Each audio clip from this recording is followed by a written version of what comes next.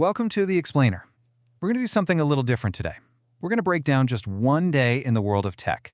And what that single day shows us, well, it's a world of absolutely massive innovation clashing with some equally massive challenges. So, here's the plan. We're going to kick things off with AI's very expensive growing pains. Then we'll dive into just how fragile our digital world really is. After that, you'll see how big tech is getting a serious reality check. And we'll look at how all this stuff actually shows up in our homes. And finally, we'll wrap it all up with the key takeaways you really need to know. All right, first up, AI's growing pains. I mean, think about it. This technology has had this wild, explosive growth spurt, and now it's kind of hitting adolescence, and it is facing some very expensive consequences. Okay, let's start with a number. $1.5 billion. Yep, that's the minimum amount the AI company Anthropic has just agreed to pay. Why? Well, it's part of a landmark settlement with authors who basically said, hey, you used our copyrighted books to train your AI without asking or paying us. And look, this is so much bigger than just one company writing a massive check. This settlement, it sets a huge precedent. It could completely change the game for how the entire industry sources its data. It's basically a giant sign that says the move fast and break things era for AI training is officially over. But it's not just legal battles. Nope. There are some really deep, fundamental technical problems right at the core of this tech. We've all seen this, right? You ask an AI something and it just makes stuff up, but it says it with so much confidence. This is what we call an LLM hallucination. So, for the longest time, this has been a bit of a mystery. But now, and this is what's really fascinating, researchers think they've finally figured out why it happens. Apparently, it's a fundamental conflict between two different ways the AI learns. You've got supervised learning. That's where we humans are like teachers, showing it millions of correct answers. But then there's self-supervised learning, where the AI is kind of on its own, just trying to predict the next word in a sentence. And the new theory is that these two methods are basically at war with each other inside the model's brain, causing it to confidently just invent things. Figuring this out is a huge first step toward actually fixing it. And get this, while all these huge foundational legal and technical problems are being worked out, the industry is not slowing down one bit. You've got companies like Docker jumping in to secure these new AI agents from cyber attacks. At the same time, Microsoft is out there showing how its Copilot AI is already helping small businesses with everyday stuff like marketing and managing inventory.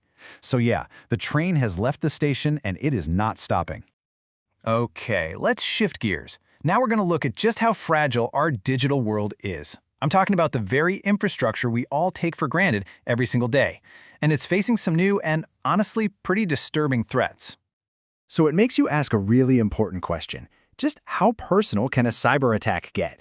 Because, it's not just about someone stealing your credit card info anymore. The game is changing, and it's getting way more sinister. And here's a perfect, if terrifying, example. There's a new kind of malware out there called an info stealer.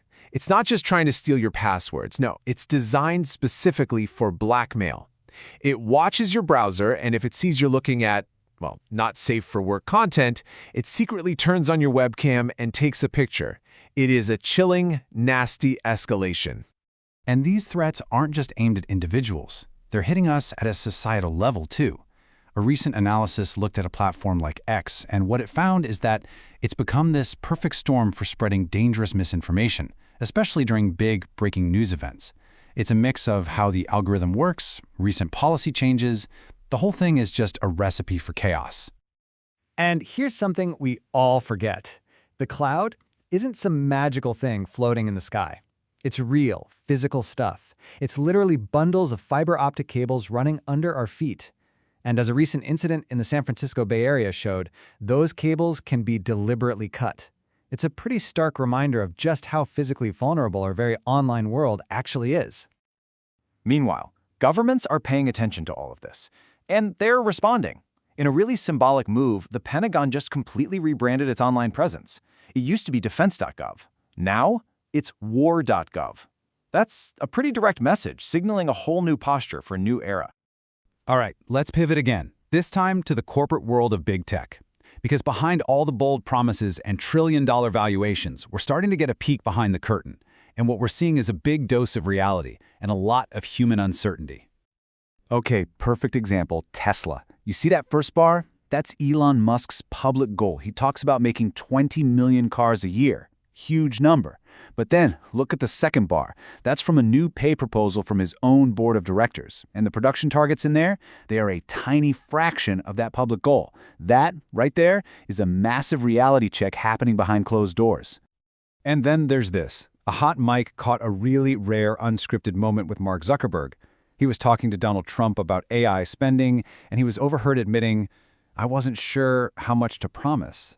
Wow, it's just a fascinating, candid glimpse that shows even the biggest leaders in tech are dealing with some serious uncertainty.